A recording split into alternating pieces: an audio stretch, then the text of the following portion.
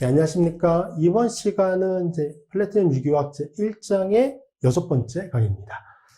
자, 이번 시간도 이제 공유결합에 대한 내용이고요. 자, 지난 시간에 원자 오비탈의 혼성화에 대해서 설명을 드렸죠. 혼성화 과정을 통해서 새로운 혼성 오비탈이라는 걸 만들어내고 그게 이제 어떤 식으로 결합을 형성하는지에 대해서 말씀을 드렸고, 그리고 이제 가장 마지막에는 이제 혼성화를 따지기 위한 이제 도구라고 볼 수 있을 것 같은데, 입체수라고 하는 게 있었잖아요. 그래서 입체수를 통해서 혼성화를 따졌습니다. 그거는 시험 문제로 굉장히 많이, 기본적으로 당연히 나오는 문제이기 때문에 꼭 하실 수 있어야 되는 거고, 자, 이번 시간에 추가적으로 설명드릴 내용은 이제 원자가 껍질 전자쌍 반발 이론이라고 하는 내용인데, 이렇게 이제 부를 수 있고, 요거를 베스퍼 시오리, 이렇게 부르는 것 같아요. 그래서 베스퍼 시오리에 대한 내용을 설명드리도록 하겠습니다. 자, 얘가 뭐냐면, 앞쪽에서도 한번 언급을 했었는데, sp3 혼성화되어 있는 오비탈 4개가 만들어졌어요. 그죠? s-오비탈 하나와 p-오비탈 3개가 혼성화를 해서 sp3 오비탈 4개를 만들었잖아. 그죠? 그 4개가 공간상에서 어떤 배양을 가지고 존재했었죠? 가장 안정하게 존재할 수 있는 정사면체형 배양을 가지고 존재했었어요. 그럼 sp2로 혼성화되어 있는 오비탈 3개는 어떤 배양? 평면 삼각형 배양. 그쵸? sp 오비탈 2개는 선형, 180도의 결합각도를 갖는 선형 형태로 존재했었어요.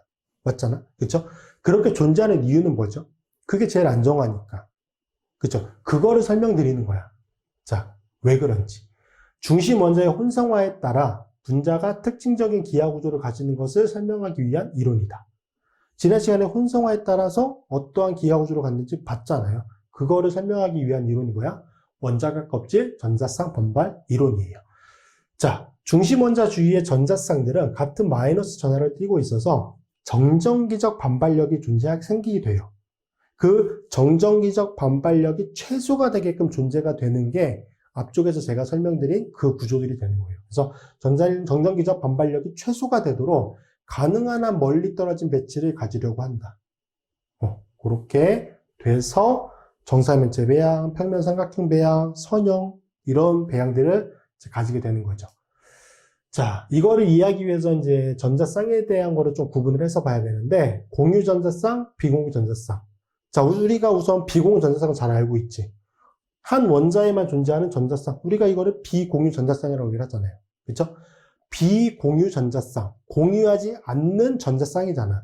그 원자에만 속해 있는 전자쌍인 거잖아요. 맞잖아? 그쵸? 그럼 공유 전자쌍은 반대적인 개념이 되겠지. 공유하고 있는 전자쌍인 거야. 그게 A라고 하는 원자와 B라고 하는 원자가 서로 공유를 하고 있는 전자쌍인 거야. 그럼 전자쌍을 공유하고 있다는 얘기는 뭐야? A와 B의 결합에 놓여 있는 전자쌍, 그걸 뭐라고 부른다? 공유 전자쌍. 다른 말로 결합 전자쌍이라고 부릅니다. 그래서 이제 공유 전자쌍, 비공유 전자쌍 이렇게 이제 구분이 되는 거죠. 자, 이거를 구분해야 되는 이유가 뭐냐면 좀 성격이 다르기 때문에 그래요. 자, 비공유 전자쌍은 공유 전자쌍에 비해 더 넓은 공간을 차지한다. 왜 그런지를 생각해보면 알 수 있는데, 전자잖아요. 전자는 원자 핵 쪽으로 끌리게 되겠지. 근데 공유 전자쌍은 예를 들어서 A와 B라고 하는 원자를 연결시켜주고 있는 이 전자쌍, 여기에 전자가 존재하잖아요. 이 전자는 A라고 하는 원자의 원자 핵과 B라고 하는 원자의 원자 핵, 두 원자의 원자 핵에 의해서 당겨져요. 맞죠? 그런데 C라고 하는 전자가 존재하고 거기에 비공유 전자쌍으로 존재해. 이 C에 존재하는 비공유 전자쌍은 어디 원자만 끌어당기는 거예요? C라고 하는 원자 하나가 C라고 하는 원자의 원자 핵만 잡아당기는 거잖아요. 그러니까 잡아당기는 힘의 세기가 좀 차이가 난다고. 결합 전자쌍은, 즉 공유 전자쌍은 A라고 하는 원자와 B라고 하는 원자 두 개의 원자가 잡아당기는 거고, 비공유 전자쌍은 하나의 원자가 잡아당긴다고. 그래서 하나가 잡아당기니까 그 힘이 더 약할 거 아니에요. 그래서 비공유 전자쌍이 공유 전자쌍에 비해서 더 넓은 공간을 차지하려고 합니다. 그리고 실제적으로 차지하고 있고, 그 이유는 잡아당기는 힘이 크기가 약하기 때문에 얘가 공간상 더 넓게 존재한다. 이렇게 생각해 주시면 돼요. 자, 그래서 입체수가 같은 원자라 할지라도 공유 및 비공유 전자쌍의 개수에 따라 결합각은 다소 차이가 날 수가 있어요. 자, 입체수가 같아. 예를 들어서 입체수 스테링 넘버가 4야. 4야. 그러면 입체수가 4기 때문에 얘는 기본적으로 무슨 혼성이죠? sp3 혼성이잖아. sp3 혼성이잖아. 그럼 요걸 한번 생각해 보자고. 탄소 원자가 예를 들어서 수소 원자 4개와 결합을 형성하고 있네. 이렇게 존재하는 화합물도 하나 있을 거고. 그 다음에 질소 원자. 질소 원자도 수소, 여기도 수소가 연결되어 있고 비공유 전자쌍이 존재해요. 그 다음 마지막에 산소 원자. 산소 원자는 수소 원자 2개와 물이라고 하는 분자를 형성하죠. 비공유 전자쌍 2개 존재합니다. 자, 그럼 제가 지금 진한 색으로 표시하고 있는 여기 탄소 원자와 여기 질소 원자와 여기 산소 원자, 얘 혼성화 다 뭐예요? 다 입체수 4잖아. 원자 4개가 결합되어 있고 원자 3개의 비공유 전자쌍 하나 존재하고 원자 2개의 비공유 전자쌍 2개 존재하니까 제가 노란색으로 표시하고 있는 탄소, 질소, 산소 원자 이 구조상에서 이 원자들은 모두 다 혼성화가 뭐야? sp3예요. 그런데 차이가 나는 게 뭐? 얘는 비공유 전자쌍이 있어요? 없어요? 없어. 질소 원자는 비공유 전자쌍 한 쌍이 존재해. 산소 원자는 비공유 전자쌍 2쌍이 존재해. 그러니까 여기서 말하는 게 그거예요. 입체수가 다 같잖아. 입체수가 같아서 혼성화가 다 같아. sp3도 같아. 그렇지만 이 비공유 전자쌍의 존재 그리고 몇 개가 존재하는지 이거에 따라서 이 결합각들, 여기에 해당하는 이 결합각들, 여기에 해당하는 이 결합각들, 여기에 해당하는 이 결합각들 이런 것들은 좀 차이가 날 수 있다라는 거예요. 그래서 이거를 볼 거고 이거는 시험 문제에 굉장히 잘 나오는 내용입니다. 그래서 중요하니까 꼭 기억해 두셔야 돼요.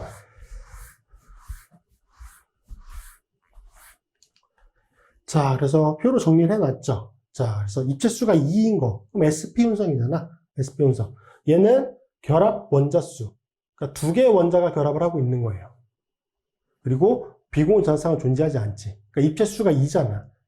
원자. 그러니까 몇 개의 원자와 결합을 하고 있는지에 대해서 본 거고 얘는 비공유 전자쌍이 몇 개가 있는지에 대해서 본 거예요. 그러니까 그 2개를 더한 값이 입체수니까 얘는 입체수가 2인 거고 입체수가 2면은 sp 혼성이잖아요. 그래서 얘는 가장 안정하게 존재할 수 있는 게 이런 형태죠. 리니어한 선형 형태. 그래서 결합각도 180도를 보이게 됩니다. 대표적인 화합물이 뭐 베릴륨 클로라이드, CO2 같은 것들이 있겠죠.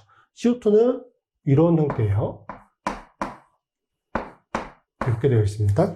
그래서 여기 탄소 원자 같은 거는 비공유 전자쌍이 존재하지 않고 결합 4개를 형성하고 있는 상태이면서 즉 옥텟을 만족하고 있는 사가거든요. 지금 사가 형태. 그러니까 굉장히 안정한 상태야. 그런데 이 탄소 원자는 지금 몇 개의 원자와 결합을 형성하고 있어요? 2개의 산소 원자와 결합을 형성하고 있지. 그래서 이 탄소 원자는 스테링 넘버가 2예요. 입체수가. 그래서 얘는 혼성화가 뭐다? sp 혼성이다. 그래서 선형이에요. 선형.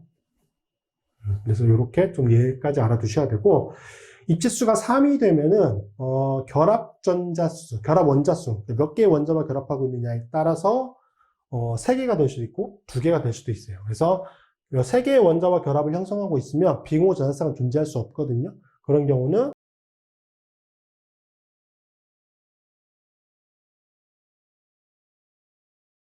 SO3 한번 그려볼까요?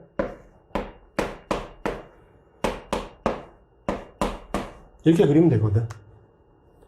자, 황원자, 원자가 전자 몇 개죠? 6개지. 6개죠? 그러면 황원자라고 하는 거는 그냥 그 단위 원자 상태로 존재하거나 아니면 결합을 형성하고 있을 때도 중성 상태라고 하면은 원자가 전자가 6개가 돼야 돼요.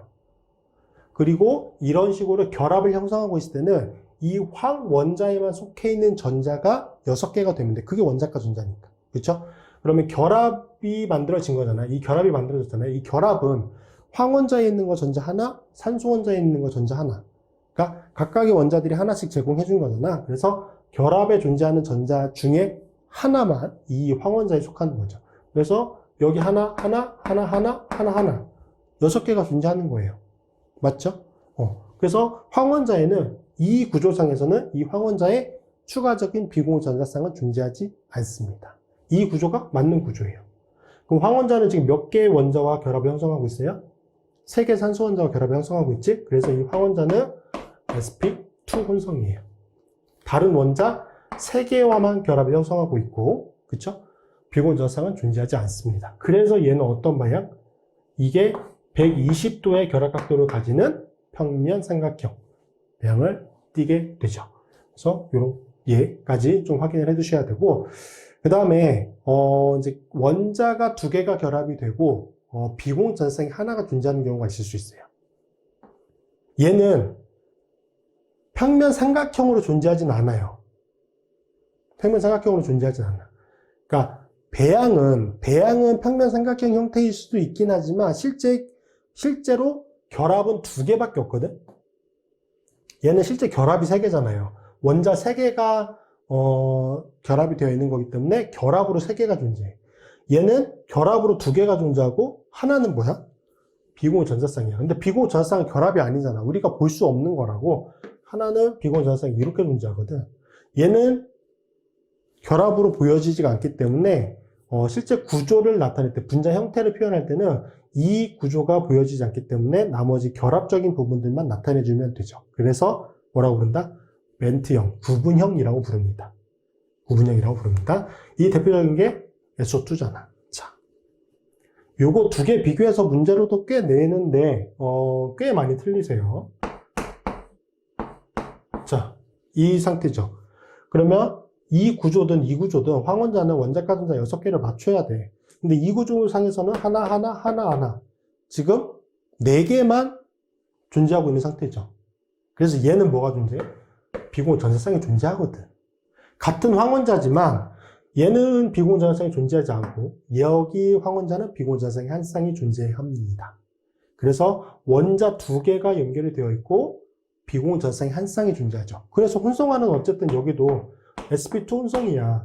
맞잖아. 원자 2개, 비공전자쌍 한 쌍, 입체수 3이니까. 그런데 실제 결합은 이 2개밖에 보여지지가 않는다고. 그래서 보통 우리가 구분형이라고 표현을 하죠. 자, 어떤 개념인지 이해가 되시죠? 자, 그리고 진짜로 요거 2개는 비교해서 문제를 되게 많이 내요. 되게 많이 틀려요. 그래서 문제로 나올 수 있는 중요한 소스 중에 하나니까 꼭 비교하실 수 있어야 돼요. 나머지 구조들도 한번 그려보시면 될 것 같고. 자, 그 다음에 입체수가 4인 거. 여기까지는 문제로 되게 많이 출제합니다. 뒤에 입체수가 5인 거, 6인 것도 있는데 그거는 유기화학적인 관점에서는 그렇게까지 출제가 될 수 있는 포인트는 아니고 오히려 일반화학적인 부분에서 좀 나올 수는 있긴 하죠. 유기화학적으로는 나오진 않습니다. 일반화학적이나 아니면 무기화학적으로 좀 나올 수 있긴 하죠. 자, 입체수가 4인 경우는 sp3 혼성이잖아. 그죠? sp3 혼성이잖아요. 그러면 얘는 3가지 케이스가 있을 수 있는 거야. 결합이 4개가 존재할 수 있고, 아니면 결합이 3개가 존재하면서 비공전자쌍이 한 쌍이 존재할 수 있고, 결합이 2개가 존재하면서 비공전자쌍이 2개가 존재할 수 있다. 이거 앞쪽에 제가 예로 들었던 뭐야? 메테인, 암모니아, 물. 요 3가지잖아요. 그쵸? 얘는 비공전자쌍 존재하지 않고, 얘는 비공전자쌍 한 쌍 존재하고, 얘는 2쌍이 존재합니다. 그러면 중심 원자에서 보여지게 되는 결합은 여기는 탄소 원자에 수소 4개가 결합되어 있으니까 결합이 4개가 보여지는 거고, 얘는 질소 원자에 수소 원자 3개가 결합되어 있고 비공전자쌍 한 쌍이니까. 근데 비공전자쌍은 결합이 아니잖아. 보여지지가 않거든. 그래서 결합으로 3개만 존재하는 거고 얘는 결합으로 2개만 존재하죠. 이렇게 2개, 3개, 4개 결합이 각각 존재하는 거잖아요. 확인되시죠? 자, 그래서 정사면체형 배양을 띠고 있다라고 얘기합니다. 정사면체형 배양을 가지고 있다라고 해요. sp3 혼성은 정사면체형 배양을 가지고 있다라고 보는데 조금 더 세분화해서 분자 형태로 보면은 정사면체형인 게 있고 삼각뿔형인 게 있고 구분형인 게 있는 거죠. 그러니까 정사면체형 배양이지만 결합으로 보면은 이렇게 구분이 된다는 거죠. 오케이? 어떤 개념인지 이해하셔야 돼요. 자, 그래서 이게 가장 대표적이죠. 결합 4개로만 되어 있고 비공전자쌍이 존재하지 않으면 이거는 109.5도의 결합 각도를 가지면서 정사면체형 배양으로 존재합니다. 이 각도는 이건 꼭 알아두셔야 돼요. 중요해요. 자, 그리고 이제 NH3처럼 여기 하나의 비공전자쌍이 이렇게 존재하는 거잖아. 그쵸? 결합으로만 3개 존재하거든. 이 결합으로 3개 존재할 때는 삼각뿔형이라고 얘기합니다. 결합 각도는 조금 줄어서 107도 정도 됩니다. 왜 줄어요? 왜 줄어? 뭐가 생겼으니까 얘는 비공유 전자쌍이 생겼잖아. 비공유 전자쌍은 공간상에서 더 많은 구역을 차지한다라고 말씀드렸죠. 얘가 공간상에 더 많은 구역을 차지한다고. 그러면 이쪽들은 조금씩 이렇게 줄어든다고. 얘가 넓게 펼쳐져서 존재하려고 하기 때문에 나머지 결합들은 조금씩 이렇게 줄어들 수밖에 없는 거예요. 그래서 결합 각도가 좀 줄었죠. 자, 물 같은 경우는 결합이 두 개만 존재해서 우리가 이제 구분형, 벤트형이라고 얘기를 하는데 얘는 비공유 전자쌍이 두 개가 존재하네. 비공유 전자쌍이 더 늘어났잖아. 질소 원자에 결합되어 있는 하나에 보다 더 늘어난 상태가 되는 거잖아요. 그래서 얘는 더 넓게 펼쳐지는 거야. 비공유 전자쌍들이. 그럼 당연히 이 결합들은 더 움츠러들게 되겠지. 결합이 더 쪼여지게 되겠죠. 그래서 결합 각도가 104.5도까지 줄어들죠. 이거 정말 기본적인 내용인데 문제로 많이 나옵니다. 틀리시면 안 돼요. 꼭 맞추실 수 있어야 돼요. 그러니까 원리를, 이게 왜 이렇게 바뀌는지를 알아두셔야 된다고. 비공유 전자쌍이 공간상에서 더 넓은 구역을 차지하려고 하는 성격이 있기 때문에 그 비공유 전자쌍이 존재하고 그 비공유 전자쌍의 개수가 많아지게 되면은 당연히 나머지 원자들을 연결시키는 이 결합 각도는 더 좁아진다. 이렇게 정리해 주시면 됩니다. 자, 그리고 이제 입체수가 5인 거, 6인 거 이렇게 되어 있는데 이거는 그냥 참고만 하시면 돼요. 이거를 시험 문제에 내는 경우는 절대 없어요. 왜? 유기화학적으로 입체수가 5다. 그러면 당연히 d-오비탈이 포함이 되잖아. 3주기 이상의 원자들이잖아요. 유기화학에서 3주기는 뭐 아주 중요하다고 볼 수는 없지만, 아주 안 중요하다라고 볼 수는 없지만, 2주기에 비하면 중요도가 확연히 떨어져요. 그래서 2주기까지의 원자들, 그게 가장 대표적으로 보여지는 게 요거, 입체수가 4인 거, 3인 거, 2인 거, 요거잖아요. 그래서 여기에서 문제로 제일 많이 나옵니다. 요거는 반드시 꼭 기억해 두셔야 되고, 요거는 제가 따로 설명은 드리지 않을 거고, 그냥 참고만 해 두시면 될 것 같아요. 그래서 한번 찾아보세요. 5개부터 결합이 2개로 존재하고, 비공유 전자쌍이 3개가 존재하는 형태도 있을 수 있다라고 하는 거고요. 입체수가 6이면 오비탈은 sp3d2 혹은 d2sp3 이렇게 표현을 하기도 해요. 그제마다 조금씩 차이는 있는데 뭐 어떻게 표현하든 크게 차이는 없는데 d2sp3 혹은 sp3d2 같다라고 생각하시면 됩니다. 이것들도 이제 이런 형태들이 있다 생각해 보시면 될 것 같아요. 자, 기본적인 내용을 한 거고 그 다음에 이제 시험 문제에 나올 수 있는 요인들을 이제 하나씩 좀 비교를 해봅시다. 이건 앞쪽에 나왔던 거잖아요, 그렇죠? 비공유 전자쌍이 존재하고 2개가 존재하고 하나가 존재하고 2개가 존재함으로 인해서 결합 각도가 줄어들게 되죠. 정사면체형 배양을 다 가지고 있는데 결합이 나타내는 그 분자 형태를 보면은 정사면체형, 얘는 삼각뿔형, 얘는 구분형 이렇게 구분이 되는 거죠. 그것까지 세분화해서 좀 기억해 두셔야 됩니다. 자, 두 번째 케이스, 질소 원자와 인 원자. 얘는 같은 족 원자죠. 같은 족. 질소가 2주기 원자고 인 원자가 3주기 원자고. 그럼 뭐가 차이 나요? 질소 원자와 인 원자는 원자 크기가 차이가 나는 거지. 원자 크기가. 질소 원자에 비해서 인 원자가 훨씬 더 크잖아요. 원자 크기가 크단 말이야. 그래서 원자 크기가 크기 때문에 이 결합들이 좀 더 가깝게 존재할 가능성이 적어요. 원자 크기가 자체가 크기 때문에. 그러니까 이렇게 결합, 작은 상태에서는 이렇게 가까이 존재하는데 원자 크기가 커지면 이렇게 벌어진단 말이야. 벌어질 수밖에 없단 말이야. 원자 크기가 커지니까. 그죠? 결합 패턴은 똑같은데 중심 원자의 크기만 커진 거기 때문에 질소 원자에서 이렇게 존재했던 결합이라고 보면은 인 원자 같은 경우는 이렇게 퍼지는 거지. 퍼지는 거예요. 그래서 얘가 멀어지는 거야. 여기 그 결합과 결합 사이의 길이가 멀어지는 거예요. 길이가 멀어진다는 얘기는 당연히 입체적인 부딪힘이 작아지겠죠. 그래서 어떻게 돼? 결합 각도가 확연히 줄어들게 됩니다. 얘는 주기율표상에서 원자 크기가 커지게 되면은 이 각도는 줄어듭니다. 원자 크기가 커지는 그 이유로 인해서. 그래서 확인해 주시면 되고, 똑같은 게 요거죠. 산소 원자도 똑같아요. 산소 원자, 황 원자, 셀레늄, 그 다음 얘는 텔레늄 이렇게 부르는 것 같은데, 그래서 104.5도, 92.1도, 91도, 89.5도. 여기서부터는 이제 줄어든 각도가 조금 이제 그 크기가 그렇게 커지진 않지만, 어쨌든 경향성은 원자 크기가 커지면 커질수록 결합각도는 줄어들게 되죠. 그래서 그 경향성 반드시 비교해 두셔야 되고, 얘는 다 비공유 전상 두 쌍을 가지고 있고 결합 두 개가 존재하니까 밴드, 구분형이 되겠죠. 자, 그 다음에 지금은 이제 중심에 다 산소 원자들이에요. 그런데 치환기가 다른 거네. 여기는 다 수소 원자가 붙어 있고, 여기는 하나의 메틸기가 붙어 있고, 이걸 메틸기라고 얘기합니다. 메틸기. 그 다음에 여기는 메틸기가 두 개가 결합되어 있습니다. 그래서 얘는 물이고, 얘는 알코올이라고 부르는 화학종이고, 얘는 다이메틸 에터라고 부르는 화학종이에요. 작용기가 서로 이제 다른 작용기들로 포함이 되어 있는 거죠. 근데 우리는 지금 작용기 관점에서 보는 게 아니라 뭘 보는 거야? 결합 각도를 보는 거잖아. 자, 수소 원자보다 탄소 원자가 당연히 크기가 크겠죠. 그래서 수소 원자보다 이 탄소 원자의 수소 3개가 결합되어 있는 CH3기, 이게 크기가 더 커. 오케이? 그러니까 이 비공유 전상 두 개가 밀어내는 힘은 똑같아요. 밀어내는 힘은 똑같은데 이 원자, 이 치환기의 크기가 커지니까 수소가 만나는 것보다 메틸기와 수소가 만나게 되면 메틸기 크기가 커지니까 이게 조금 벌어질 수밖에 없다고. 그러니까 수소일 때는 이렇게 버티고 있었는데 하나의 크기가 되게 커지면 이렇게 있으면 너무 입체적으로 가까워지잖아요. 부딪힘이 커지잖아요. 그래서 벌어질 수밖에 없는 거야. 그 치환기의 크기가 커짐으로 인해서. 그래서 결합각도가 좀 증가해요. 104.5도에서 109도까지 증가합니다. 그러면 나머지 수소 원자까지 메틸기로 바뀌면 이 치환기들의 크기가 되게 커지는 거잖아요. 얘가 밀어내는 힘이 아무리 클지언정 얘들도 밀어내는 힘이 존재할 수 있는 거야. 그게 서로 적당히 딱 타협을 해서 존재하게 되는 거죠.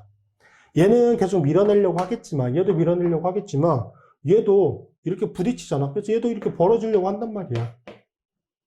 얘는 밀어내려고 하고, 얘는 벌어지려고 하고.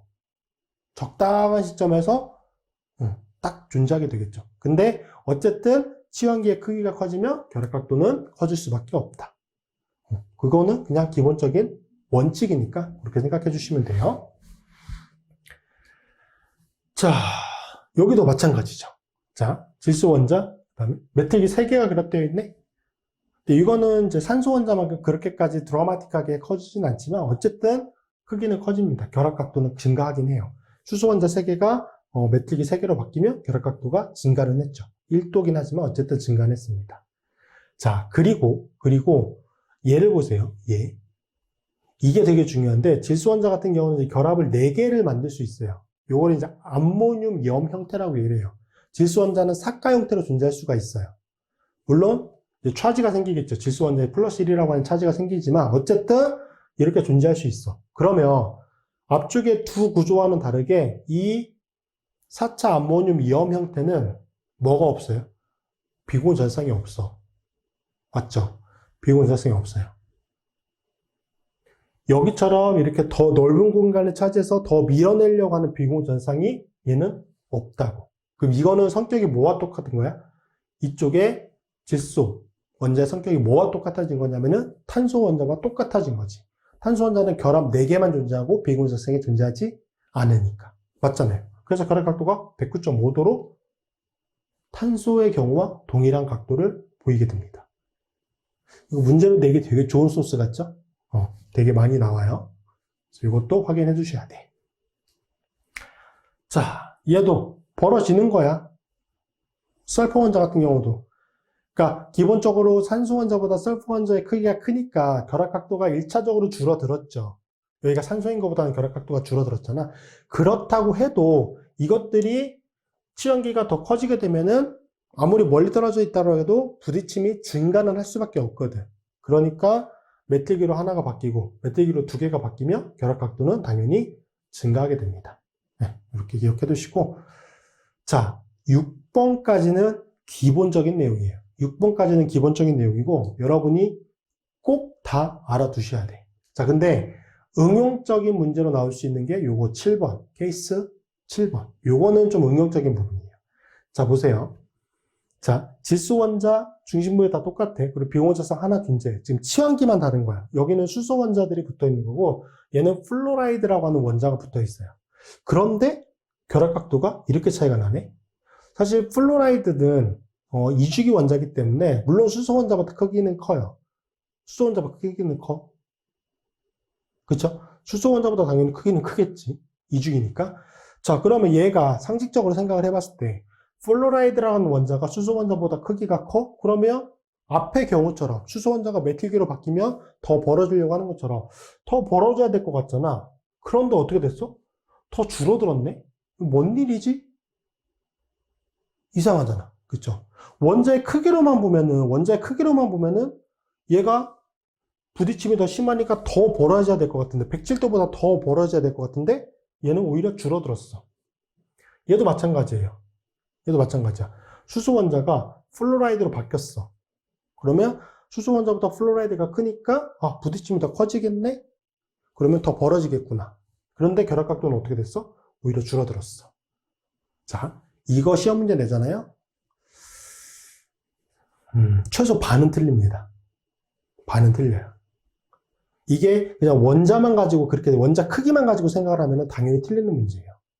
그러니까 함정을 파서 출제를 하는 문제로 많이 나는 거죠. 요거를. 자, 얘는 뭘 중요하게 봐야 되냐면 원자가 바뀌면서 수소 원자가 플로라이드 원자로 바뀌면서 원자 크기도 바뀌었지만 그거보다 더 중요하게 영향을 미치는 게 뭐냐면 전기 음성도예요. 전기 음성도. 플로라이드라고 하는 원자를 특별히 넣은 이유가 있단 말이야. 왜? 플로라이드라고 하는 원자가 전기 음성도가 제일 크잖아. 그렇죠? 그래서 플로라이드를 넣는 거야. 저기에 클로라이드나 아이오다이드 이런 게 들어가는 경우는 없어요. 그렇게 출제하진 않고 그런 경우는 오히려 결합각도 당연히 벌어져요. 근데 플로라이드의 경우는 이렇게 결합각도가 작아질 수 있다는 거지. 왜? 전기음성 때문에. 자, 질소 원자와 수소 원자 비교해 보세요. 전기음성도 뭐가 커? 질소 원자가 커. 그쵸? 그러면 이 NH 결합은 극성 공유 결합이죠. 왜? 질소 원자와 수소 원자를 이루는 이 시그마 결합에 전자가 정확히 골고루 존재하나요? 그렇지 않잖아. 왜? 질소 원자의 전기음보다 크기 때문에 이쪽 질소 원자 쪽으로 전자가 많이 쏠려 있어요. 맞습니까? 맞죠? 맞아. 이 결합에 존재하는 전자가 균등하게 분포가 되는 게 아니라 질소 원자 쪽으로 많이 쏠려 있다고. 그래서 이 결합이 여기는 조금 더 두꺼워요. 쉽게 말하면 질소 원자 쪽이 조금 더 두껍고 여기가 좀 더 얇아. 이런 식으로. 전자 밀도를 보면 전자 밀도 때문에 여기가 좀 더 두껍고 여기는 좀 더 얇아요. 여기도 마찬가지겠지? 질소 원자 쪽으로 많이 쏠려 있으니까 여기가 좀 더 두껍고 여기는 좀 얇고 여기가 두껍고 여기가 좀 얇고. 자, 이런 이제 지금 되게 극단적으로 그린 거긴 하지만 전자적인 밀도가 이런 식으로 질소 원자 쪽으로 많이 쏠려 있다고. 자, 보면은 여기 부분이 크잖아. 질소 원자에 가까운 쪽이 두껍잖아. 그러니까 얘들의 부딪힘이 되게 커진단 말이에요. 오케이? 자, 그런데 플로라이드로 바꾸면 플로라이드가 전기음도가 제일 크잖아. 질소 원자보다 전기음도가 크단 말이야. 그래서 얘는 어떤 모양이야? 오히려 플로라이드 원자가 전자를 땡깁니다. 그래서 얘가 더 두꺼워. 이런 식으로. 여기도 이렇게. 여기도 이렇게. 그럼 어떻게 돼? 이것과 비교해서 얘는 질소 원자 쪽이 빵빵한데 얘는 플로라이드 원자 쪽이 빵빵해. 오히려 질소 원자 쪽이 얇아. 그러니까 이쪽 부분에서 이 결합, 가까운 결합 쪽에서 어쨌든 부딪힘이 생기니까 이게 벌어지는 거잖아. 그 부딪힘이 여기가 되게 이렇게 표현하면 좀 그렇지만 얄쌍하잖아. 얇잖아요. 그래서 부딪힘이 그렇게까지 크지가 않아. 근데 얘는 질소 원자 쪽으로 전자가 많이 쏠려 있으니까 여기가 빵빵해. 그래서 여기 부분에 부딪힘이 되게 큰 거예요. 그래서 그때 여기 부분이 전자가 빵빵하게 존재한다고 할 때 여기 부분이 그러니까 더 넓은 구역을 차지하려고 할 때 결합각도가 107도인데 이렇게 여기가 얇아지게 되면은 여기에 전자 밀도가 많이 낮아지면서 여기 부분이 얇아지게 되면은 오히려 부딪힘이 덜해지는 거지. 그래서 102도로 결합각도가 줄어드는 겁니다. 요거 어렵게 문제 출제하면은 나올 수 있는 내용이에요. 얘도 마찬가지야. 똑같은 원리로 산소 원자가 전기음도가 크잖아요. 그래서 여기 결합의 전자 밀도는 이렇게 산소 원자 쪽이 좀 빵빵해. 근데 얘는 어떻죠? 얘는 그렇지 않지. 플로라이드가 어쨌든 산소 원자보다 전기음도가 크니까 이렇게. 그래서 여기 부분이 빵빵하지 여기 산소 원자 쪽이 가까운 쪽은 오히려 가늘어요. 그러니까 부딪힘이 여기는 크지 않고 여기는 크겠지. 되게 좀 극단적으로 그려놓은 거긴 하지만 개념은 이렇게 잡아주시면 된다는 거예요. 요거 문제로 좀 어렵게 나오면 나올 수 있습니다.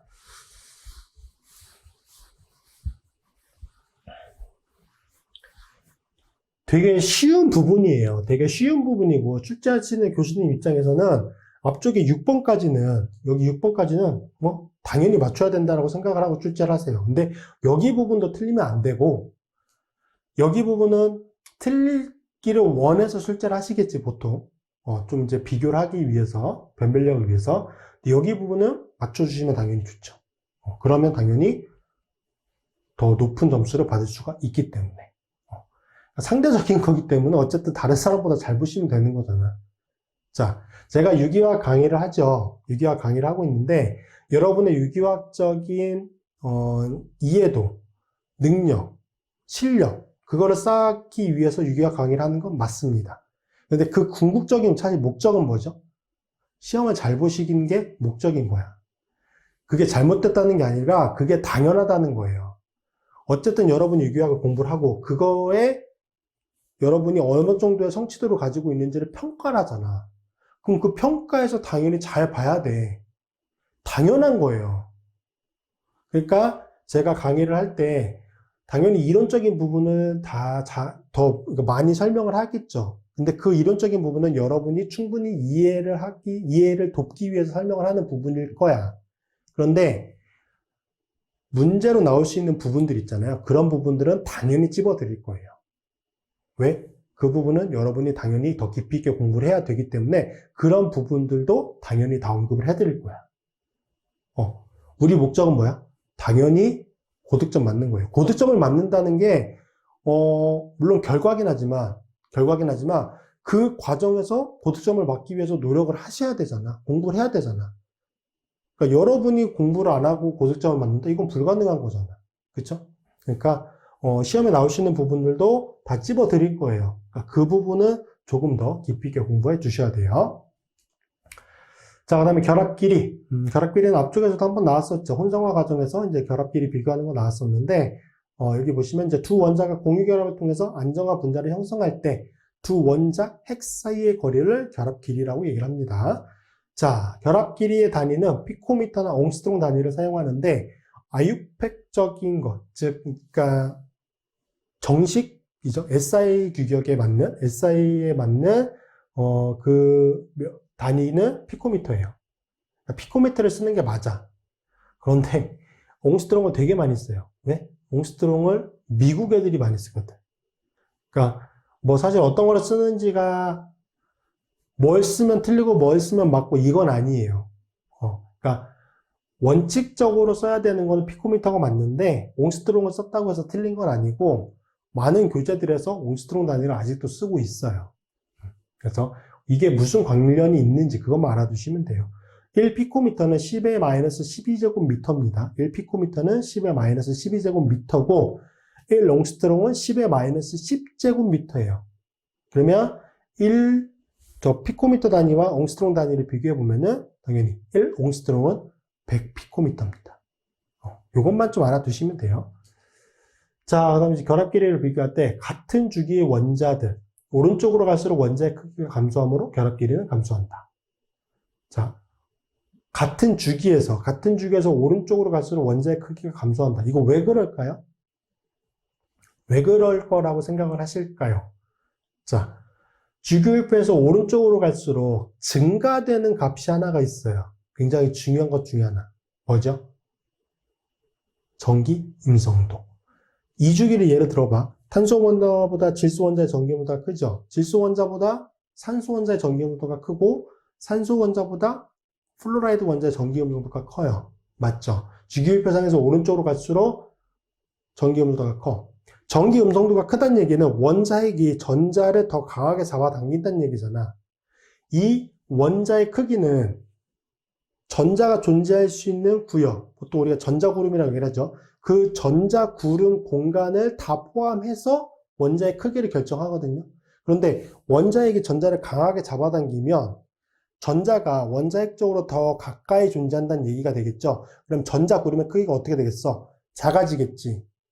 맞죠? 작아져. 그래서 전기음도가 커질수록 원자의 크기가 감소합니다. 근데 전기음성도는 주기율표에서 오른쪽으로 갈수록 커지잖아. 그래서 결과적으로 같은 주기에서는 오른쪽으로 갈수록 원자의 크기가 작아져요. 그래서 수소를 비교해 봤을 때, 뭐 수소는 워낙 작으니까 이것은 따로 비교할 게 아니고 탄소, 질소, 산소를 비교해 보세요. 탄소 원자의 원자 크기가 제일 크다고. 왜? 전기음도가 제일 작으니까. 그래서 얘가 결합 길이가 제일 길어요. 그 다음에 질소 원자. 질소 원자는 탄소 원자보다 전기음도가 크기 때문에 질소 원자의 원자 크기가 작겠지. 왜? 전자구름이 줄어들었으니까. 그래서 결합 길이가 줄어들었고, 산소 원자는 더 줄어들었죠. 그래서 이것도 비교해 주실 수 있어야 되고, 같은 족에서는 당연히 아래쪽으로 갈수록 원자 크기가 커지잖아. 이거는 껍질이 늘어나니까. 그렇죠? 주 양자수의 값이 커지니까 당연히 아래쪽으로 갈수록 원자의 크기는 커집니다. 그럼 당연히 결합 길이는 증가하겠죠. 원자의 크기가 커지게 되면 당연히 결합 길이는 증가해요. 왜? 원자 핵과 이쪽의 원자 핵 사이의 거리가 결합 길이인데 얘가 크기가 크니까 당연히 결합 길이는 길어질 수밖에 없겠죠. 이것도 값들 참고해 보시면 될 것 같고 그렇게 중요한 내용은 아니에요.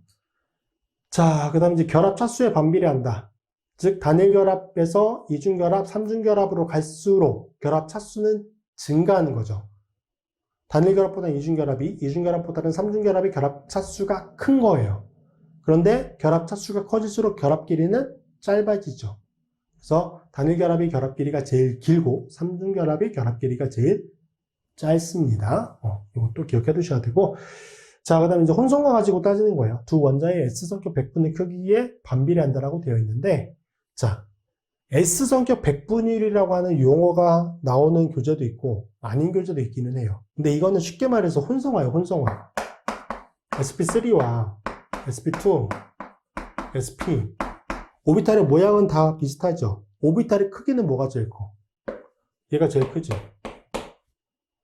그쵸? 숫자로 쓸까? 뭐가 제일 커? 얘가 제일 커요. 그 다음 뭐가 커? 얘가 커. SP가 제일 작아. 왜? 혼성화 과정에 참여한 p 오비탈의 개수가 제일 작으니까 오비탈의 크기 자체가 얘가 제일 작아요. 오케이? 얘가 제일 큰 오비탈이라고. 그러면 오비탈끼리 상호작용을 통해서 결합을 만드는 거잖아. 그러니까 큰 오비탈을 가지고 상호작용하면 그만큼 당연히 결합 길이는 길어질 수밖에 없는 거예요. 여기서처럼 sp3로 왼쪽 편 탄소들은 다 동일해요. 오른쪽 편은 sp3, sp2, sp. 자, 그러면 sp3 오비탈이 크기가 제일 크잖아? 그러면 이쪽 편은 어차피 다 성격이 똑같으니까 비교할 게 없고 여기 탄소 결합 길이가 어떻게 되겠어요? 제일 길겠지. 왜? 이 오비탈이 제일 크니까. 그 다음 이거. 얘는 sp니까 오비탈의 크기가 제일 작겠죠? 그래서 결합 길이가 제일 작아지는 거예요. 자, 이렇게 혼성화를 가지고 따지는데 S성격 100분율이라는 게 뭐냐면 이 혼성화를, 즉 혼성 오비탈을 만들 때 S오비탈이 기여한 게 몇 %냐야. S오비탈이 기여한 게 몇 %냐. 얘는 S오비탈 하나에 P오비탈 3개잖아. 그럼 총 몇 개의 오비탈이 관여한 거죠? 4개의 오비탈이 관여한 거지. S오비탈 하나, P오비탈 3개. 4개의 오비탈 중에 S가 하나를 기여한 거잖아. 그쵸? 그래서 얘는 S성격 몇 %냐면은 25%예요. 4분의 1이니까. 얘는 몇 %겠어? S오비탈 하나, P오비탈 3개, 아니 2개. 전체 오비탈 3개 중에 하나를 기여한 거잖아. 그래서 얘는 33.3%예요. 얘는 그럼 몇 %? 50%겠지. 맞잖아. 그쵸? 그러면 S성격 100분의 크기가 어떻게 돼? 오른쪽으로 갈수록 어떻게 되지? S성격 100분의 크기가 커져요. S성격 100분의 크기가 커질수록 오비탈의 크기는 작아진다고? 오비탈의 크기가 작아지면 결합기는 어떻게 되겠어? 짧아지겠지. 그래서 S성격 100분의 크기에 반비례하는 거야. S성격 100분의 크기가 커질수록 오비탈의 크기가 작아지니까 결합 길이는 짧아지는 거야. 그래서 반비례하는 거죠.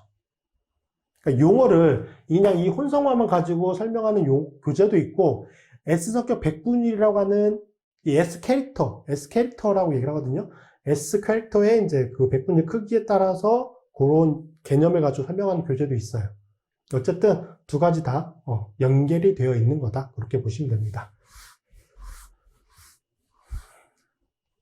자, 그 다음에 이제 공명구조와 결합 길이가 되어 있는데, 사실 요거는 뒤쪽에 공명구조에 대한 내용을 좀 공부를 하고 나서 보시는 게 좀 나을 것 같아요. 만약에 공명구조라고 하는 게 뭔지 안다. 그러면 이제 바로 들으시면 될 것 같고, 아니다라고 하시면 뒤쪽에 공명구조를 공부하시고 다시 돌아와서 들으시면 돼요. 저는 지금 여러분이 공명구조를 공부했다라고 가정을 하고 일단 강의를 진행할 겁니다. 혹시 공명구조를 공부하지 않았거나 이 내용이 확실히 어떤 내용인지 모르신다라고 하면은 일단 여기 강의는 여기서 홀딩 하시고 뒤쪽에 공명구조 거기 부분 먼저 공부하신 상태에서 나중에 다시 돌아와서 들으시면 돼요. 자, 공명구조를 예를 그리게 되면은 여기 질소원자, 비원자성 이렇게 내려오잖아요. 그러면서 이렇게 그려지게 되기 때문에 이 왼쪽 편의 구조는 이쪽이 단일 결합으로만 존재하는 형태, 그것만 존재하는 게 아니라 공명구조를 또 다른 공명구조를 그리며 여기가 이중결합적인 성격으로 존재하는 구조도 있습니다. 물론 그거는 에너지가 높아지기 때문에 많은 비율로 존재하진 않지만 이 구조는 100% 여기가 단일 결합으로는 존재한다? 이렇게 볼 수는 없어요. 거의 대부분 단일 결합으로 존재하겠지만 이중결합적인 성격으로 존재하는 구조도 어느 정도의 비율로는 존재한다. 그러면 이 탄소 원자와 질소 원자 사이의 결합은 온전히 단일 결합이라고 볼 수 있을까? 공명 혼성체 상태에서 온전히 단일 결합이라고 볼 수 있느냐? 없단 얘기지. 여기는 단일 결합에서 약간의 이중결합적인 성격이 포함이 돼요. 포함이 된다고. 쉽게 말해서 여기가 단일 결합, 결합적인 성격이 1이라고 보고 여기는 여기도 1이지. 근데 여기는 공명구조가 존재하는 구조가 아니니까 얘는 그냥 단일 결합으로만 존재하는 거야. 근데 얘는 단일 결합에 약간의 이중결합적인 성격이 존재하니까 대략 한 1.2결합 정도? 이렇게 보면 되는 거야. 그러니까 완전히 이중결합으로 존재하진 않지만 이중결합적인 성격이 약간이 포함이 되기 때문에 그러면 당연히 결합끼리는 어떻게 되겠어요? 온전한 단일 결합보다 약간의 이중결합적인 성격이 포함이 되는 단일 결합은 당연히 결합끼리는 더 짧아지게 되겠죠. 결합끼리 얘가 더 깁니다. 그래서 단일 결합이 일단 결합끼리는 제일 긴 거고 이중결합, 삼중결합으로 갈수록 결합끼리가 짧아지니까 그 이중결합적인 성격이 약간이라도 포함이 되면은 당연히 결합끼리는 짧아지게 된다. 이렇게 그렇게 기억해 두시면 되고 얘도 마찬가지죠. 얘는 뭐 이제 공명구조로도 볼 수 있긴 하지만 뭐 탄소 원자 혼성화 가지고 볼 수도 있어요. 얘는 sp2 혼성이고 얘는 sp3 혼성이네. 그쵸? sp2 혼성이고 sp3 혼성이고. 그러니까 당연히 여기가 결합끼리가 더 길 거다라고 생각해 볼 수도 있는데 얘도 공명구조를 그려보면 이렇게 그리고 이렇게 그려지니까 여기가 단일 결합으로 존재하는 게 더 많은 비율로 존재하는 건 맞지만 이중결합적인 성격으로 존재하는 것도 약간이나마 존재할 수는 있다고요. 그래서 여기는 온전히 단일 결합적인 성격인데 비해서 여기는 단일 결합 성격이 주긴 하지만 약간의 이중결합적인 성격이 포함이 되는 거지. 그래서 여기 결합 길이가 더 긴 겁니다. 이게 이제 공명구조적인 측면을 고려했을 때 결합 길이를 이제 물어보면 그렇게 볼 수가 있는 거고요. 자, 뒤쪽에 이거 관련된 문제 풀어보고 이제 그 다음 내용 설명드리도록 하겠습니다. 자, 9번 문제 보도록 하겠습니다. 표시된 결합 중 결합 길이가 더 짧은 것임이라고 되어 있네요. 자, 이번에 지금 두 결합은 이제 탄소-탄소 결합인데, 여기는 이제 삼중결합이고, 여기는 탄소-탄소 이중결합이죠. 앞쪽에서도 말씀드렸던 것처럼 결합 길이는 결합 차수의 반비례하잖아요. 그래서 단일 결합이 제일 길고, 이중결합이 그 다음 길고, 가장 짧은 게 뭐? 삼중결합. 자, 그게 이제 결합 순서가 그렇게 되는, 결합 길이의 순서가 그렇게 되는 거고요. 자, 조금 더 자세히 설명해 보면 이제 혼성화를 가지고 설명을 하면 되죠. 여기 탄소 원자들의 혼성화는 뭐예요? 둘 다 sp 혼성이고 여기 탄소들의 혼성화는 뭐냐면 sp2 혼성이죠. 오비탈의 모양은 비슷하지만 크기가 다르다라고 말씀드렸고 sp 혼성 오비탈보다 sp2 혼성 오비탈 요게 크기가 더 크죠. 그래서 더 큰 오비탈끼리의 상호작용을 통한 결합이기 때문에 이쪽에 탄소-탄소 이중결합이 결합 길이가 더 길고 문제에서 물어본 것처럼 결합 길이가 더 짧은 거는 여기 탄소-탄소 삼중결합이 결합 길이가 더 짧습니다. 자, B번 여기도 지금 보시면 이제 결합을 형성하고 있는 두 원자는 질소 원자와 탄소 원자, 질소 원자와 탄소 원자예요. 여기도 보시면 여기 단일 결합이고 이중결합이잖아요. 결합 차수를 가지고 따져보면은 결합 길이 뭐가 더 짧겠어요? 당연히 이쪽 편, 오른쪽 편에 존재하는 탄소 원자와 질소 원자 사이의 이중결합이 결합 길이가 더 짧습니다. 이걸 혼성화 가지고도 따질 수 있죠. 여기 탄소 원자, 질소 원자, 혼성화 모두 다 뭐? sp3. 여기 탄소 원자와 질소 원자 혼성화 다 뭐? sp2. 그러니까 sp3 오비탈이 sp2 오비탈보다 크기가 어때요? 더 크죠. 바꿔 말하면 sp2 오비탈의 크기가 더 작기 때문에 그 sp2 오비탈끼리 상호작용해서 만들어진 이쪽의 이중결합은 결합 길이가 더 짧다. 그렇게 정리할 수가 있습니다. 자, 10번을 보시면 여기 수소는 어차피 이제 1s 오비탈만 존재하니까 수소 원자 가지고 비교할 수는 없고 여기는 탄소 원자 혼성화를 가지고 따져주시면 되겠죠. sp2고요. sp3입니다. 오비탈의 크기 뭐가 더 작아요? 얘가 더 작죠. 그렇기 때문에 왼쪽 편 이게 이제 보통 카보닐 탄소라고 얘기를 하는데 이 카보닐 탄소 원자와 수소 원자 사이 결합 길이가 더 짧습니다. 자, D번을 보시면 여기도 NH 결합이네요. NH 결합. 어차피 수소는 앞쪽 편과 마찬가지로 비교 대상이 될 수가 없고 어차피 1s 오비탈만 존재하는 거니까 여기 질소 원자 혼성화 sp2죠. 여기 질소 원자 혼성화 뭐 sp3죠. 결합 길이도 짧은 거 뭐 여기 sp2의 질소 원자와 수소 원자 사이의 결합 길이가 더 짧게 되겠죠. 자, 이번 시간에 설명드릴 내용 중에 이제 마지막 내용이 결합 해리 에너지예요. 본드 디소시에이션 에너지. 줄임말로 BDE라고 이제 표현하기도 해요. 그래서 결합 해리 에너지라고 되어 있는데, 자, 공유 결합이 균일 분해하는데 필요한 에너지입니다. 공유 결합이 균일 분해하는데. 어쨌든 결합 해리 에너지, 말로부터 알 수 있잖아. 결합이 해리가 된다. 해리가 된다는 거는 끊어진다는 거거든. 결합이 끊어질 때 필요한 에너지예요. 개념적으로. 근데 그 결합이 끊어지는 형태가 어떻게? 균일 분해되는 이런 거죠. 자, 보세요. A라고 하는 원자와 B라고 하는 원자가 결합을 형성하고 있었어. 근데 여기에다가 에너지를 때렸어. 에너지를 넣어줬어요. 그러면 이 A와 B를 연결하고 있던 이 결합이 끊어진단 말이지. 이 결합이 끊어질 수 있을 만큼 에너지를 넣어준 거예요.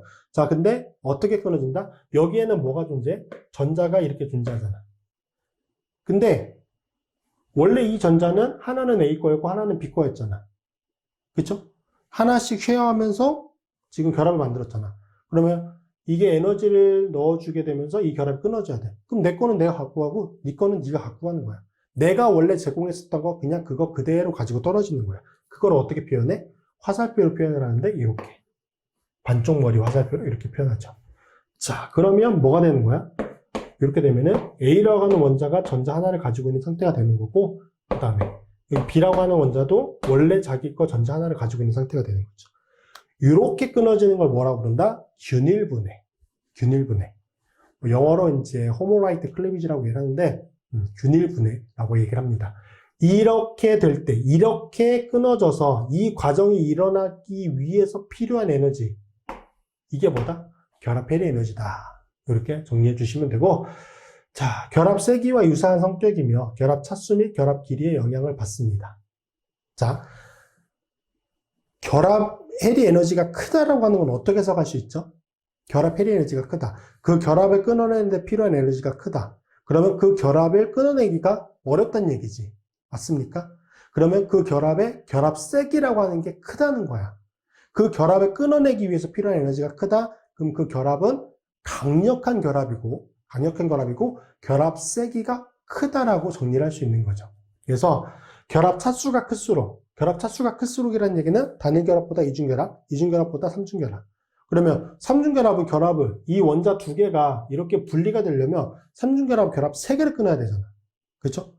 하나만 끊기도 버거운데 그 결합을 3개를 끊어야 되네? 그러면 당연히 그만큼 에너지가 더 많이 필요하겠죠. 그래서 결합 차수가 클수록 BD, 결합 해리 에너지 값은 커지게 됩니다. 결합 길이가 짧아질수록 제가 지난 시간인가에 한번 말씀드린 것 같은데 결합 길이가 짧아질수록 그 결합은 강한 결합입니다. 강한 결합. 결합 세기가 큰 결합이 돼요. 결합 길이가 길어질수록 그 결합은 약한 결합이에요. 쉽게 생각해서 내가 다른 사람과 손을 잡는 거야. 근데 그거를 결합이라고 하는 측면에서 생각을 해보세요. 가깝게 이렇게 결합을 손을 딱 잡았어. 그러면 결합 길이가 짧잖아. 이거 되게 강력하거든? 근데 결합 길이를 되게 길게 했어. 이렇게 길게 잡았어. 어떻게 돼요? 이 결합은 결합 길이가 길어지잖아. 이 결합은 그만큼 약한 결합이 된다고. 그래서 결합 길이가 짧아질수록 그 결합은 강한 결합이 되기 때문에 비디 값은 커지게 됩니다. 그리고 저 결합 길이는 혼성화에 따라서도 이제 결합 길이가 짧아지고 길어지는 거, 이거를 앞쪽에서도 비교했었잖아요. 그래서 그것까지 연결을 시켜서 확인해 주셔야 돼요. 자, 결합 차수 및 결합 길이로 비교하기 어려운 경우는 분해 결과 생성되는 화학 중인 라디칼의 안정도를 이용해서 비교를 해야 됩니다. 자, 무슨 말이냐면은, 자, A와 B. 이렇게 한번 볼까요? 자, A와 B라고 하는 원자가 있고, A와 C라고 하는 원자가 결합을 형성하고 있네? 이게 에너지를 받아서 균일 분해가 일어났어요. 그러면 이 경우는 뭐가 되는 거야? A라고 하는 홀전자를 가지고 있는 것과 B라고 하는 원자가 홀전자를 가지고 있는 상태가 되겠죠. 얘는 어떻게 되죠? A라고 하는 원자가 홀전자, C라고 하는 원자가 홀전자. 그럼 얘는 똑같잖아, 성격이. 얘는 똑같으니까 이거를 가지고 비교할 수는 없고. 근데 이 결합이 단일 결합이고, 둘 다. 단일 결합이고, 성격이 그렇게 차이가 나지 않아요. 결합 길이도 비슷하고. 그러니까 앞쪽에 보면은 결합 차수와 결합 길이를 가지고 보통 따지는데, 그거를 가지고 따질 수가 없는 경우인 거야, 얘는. 결합 길이도 비슷하고, 결합 차수도 단일 결합으로 똑같아. 그러면 어떻게 따져야 될까? 생각해 보는 거죠. 자, 그러면 그때 뭘 가지고 따진다? 생성물의 안정도. 생성물의 안정도를 가지고 따지는데, 그 생성물이라고 하는 게 이 라디칼 화학종이잖아요. 그럼 A라고 하는 건 어차피 똑같은 형태니까 에너지 차이가 없어. 근데 B라고 하는 원자의 라디칼 형태와 C라고 하는 원자의 라디칼이 홀전자를 의미해요. 이 상태를 비교해 보니까 얘가 더 안정해. 얘가 에너지가 더 낮아. 그러니까 뭐 라디칼의 안정도를 따지는 요인들이 있긴 하겠지만 그건 지금 우리가 고려할 대상은 아니고 어쨌든 얘가 더 안정해. 얘가 덜 안정해. 그러면 상식적으로 생각을 해봤을 때 뭐가 잘 끊어질까요? 이 결합이 잘 끊어질까? 이 결합이 잘 끊어질까? 당연히 이 결합이 훨씬 더 잘 끊어집니다. 왜? 생성물이 더 안정하잖아요. 얘가 더 안정하잖아. 더 안정한 생성물을 만들어낼 수 있다? 그만큼 결합을 끊어내기가 쉽다라고 생각을 하시면 돼요. 그래서 더 안정한 화학종이 만들어지는 쪽, 그쪽이 결합을 끊어내기가 더 쉽기 때문에 이쪽 결합의 결합 헬의 에너지 값이 더 작고요. 얘는 덜 안정하니까 잘 안 끊어지려고 할 거잖아. 그러니까 안정한 쪽으로 가는 게 일반적이에요. 불안정한 쪽으로 가려고 하는 거는 덜 진행되지 않아. 그러니까 얘가 덜 안정하니까 얘가 에너지가 더 높단 말이야. 이게 잘 생성되지 않으려고 하니까 바꿔 말하면 이 결합이 잘 끊어지지 않으려고 한다는 거죠. 그러면 이 결합을 끊어내는 데 필요한 에너지가 그만큼 더 크다는 얘기야. 오케이? 그래서 이 결합의 결합 헬 에너지 값이 더 큽니다. 그래서 그렇게 정리가 되어 있는 내용입니다. 자, 그래서 이번 시간에는 이제 결합 길이에 대한 내용 뒤쪽에서 말씀을 드렸고, 앞쪽에는 이제 베스퍼 시오리였죠. 그래서, 그 혼성화, 그 뭐 중심 원자의 혼성화에 따라서 어떤 기하 구조를 가지는지, 입체수가 2인 것부터 4인 것까지, 그거는 어디 부분이 출제가 돼도 이상하지 않아요. 다 나올 수 있는 내용이니까 다시 한번 정확히 확인해 두셔야 됩니다. 자, 그리고 중간에 이제 케이스 7까지 해서 비교해 드렸죠. 그거 문제로 무조건 나옵니다. 무조건 나와요. 꼭 그거 왜 그렇게 되는지까지 정확히 다 이해하셔야 됩니다. 자, 이번 시간 고생하셨고요. 다음 시간에 뵙도록 하겠습니다.